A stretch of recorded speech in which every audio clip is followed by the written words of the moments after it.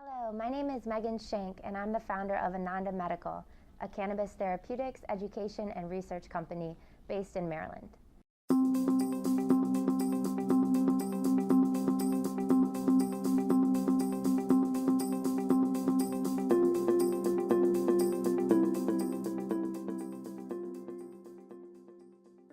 The reception from the medical cannabis industry in Maryland so far has been really very promising. They're very interested in education, they realize the need for it, and they realize that some doctors are hesitant, and a lot of healthcare providers are really misinformed about cannabis. They don't realize the potential therapeutic and palliative benefits. So I'm excited to provide continuing medical education courses. I can bring in physician speakers who are experts from California, Colorado, who have really evaluated thousands of patients and know about dosing protocols and other risks and benefits of cannabis.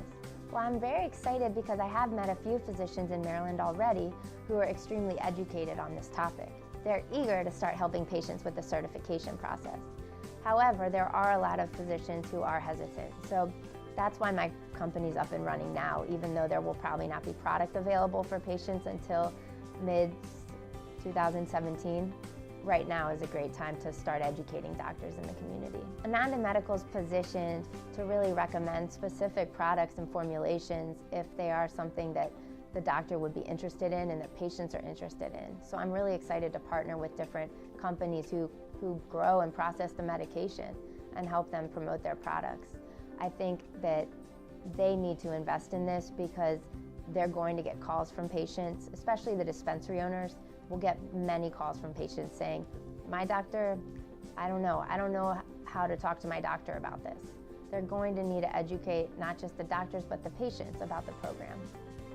While I was working in Germany, I decided I wanted to become an expert on medical cannabis. And so over the last 4 years, I've taken accredited continuing medical education courses on the endocannabinoid system. I've read countless research studies. I've attended medical conferences with world-renowned speakers, scientists, experts. But what has been the most compelling of all has been the education, the knowledge I've received from actual patients. Learning from the patients when I was working in Illinois was extremely rewarding. I met so many people who said the cannabis really just changed their whole quality of life. One lady in particular had MS, and she was in a wheelchair, and she said she wheeled her wheelchair into the doctor's office and she stood up and she walked up to him to tell him that cannabis had really changed her life. And she said it wasn't just the pain, it wasn't just the muscle spasms, it's the fact that it helps, bring back her appetite, helps her sleep at night. It makes her want to socialize. So she really just was so passionate about it. And there were thousands of patients like that. And so just working with the patients, you learn so much. And I'm excited to bring this to help patients in Maryland. There's a ton of potential for the Maryland Medical Cannabis Program to be the largest, most comprehensive on the whole East Coast, possibly in the country. The fact that patients can come from out of state, there is no residency requirement, means that patients from both in the state of Maryland and out of state can come here and they can see a physician, get a certification, and get cannabis. ANANDA Medical is dedicated to educating the medical community about the medical cannabis program in Maryland. And I will be meeting with physicians, nurse practitioners, dentists, and podiatrists to help them understand the law and understand the endocannabinoid system and how this medicine can really help their patients. What I found when I was working in Illinois is that a lot of physicians were very hesitant.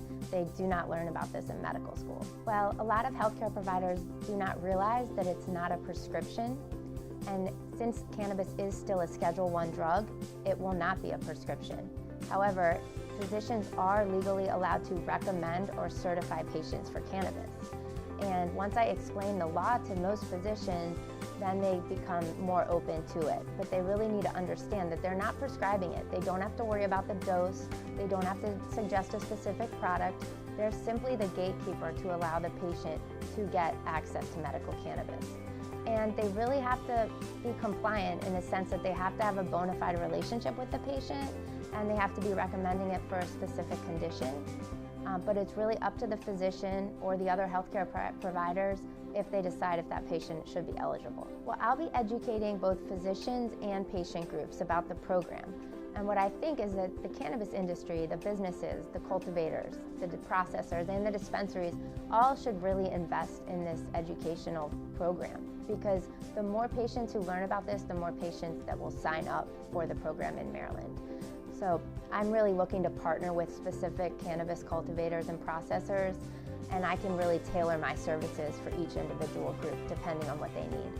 I've spent nearly 8 years working in the pharmaceutical industry, and I gained valuable insight into why physicians prescribe certain medications and why patients often seek alternative options. And my last position in the pharmaceutical industry was working for a company that had a product indicated for opioid dependence. And there's a huge epidemic right now of people abusing opioids, becoming addicted to opioids, and unfortunately overdosing from prescription medications. In 2014, there were 18,000 deaths from prescription drugs. And one thing that was fascinating when I was working in the pharmaceutical industry is I realized patients were actually self-medicating with cannabis. They were using it to actually deal with the withdrawal symptoms when they were trying to get off of their opiates. And that just made me wonder, what else could cannabis be used for? And I started to really dive into that and really study it. And I actually lived in Germany for a few years, about 4 years ago. And I was teaching English and US culture to German students. And I taught them a lesson actually on the cannabis laws and how they were evolving. And I was just so excited because so many patients were moving out to Colorado and getting help. A lot of people with children with epilepsy were finally getting relief for their children. And it made me think I should really get involved in this. I want to help patients and I want to help educate people about this.